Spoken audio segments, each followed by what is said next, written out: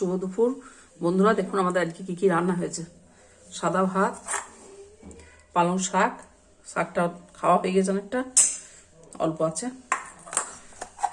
লাউ চিংড়ি,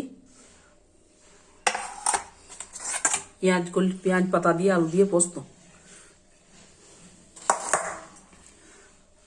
মাছের ঝাল, কাতলা মাছের ঝাল, ডাল। এই আমাদের রান্না হয়েছে আজকে। কেমন লাগলো বলবেন।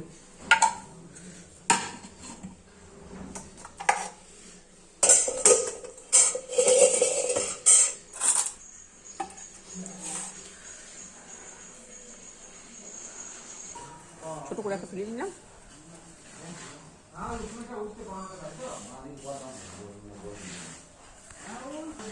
কেমন লাগলো বলবেন।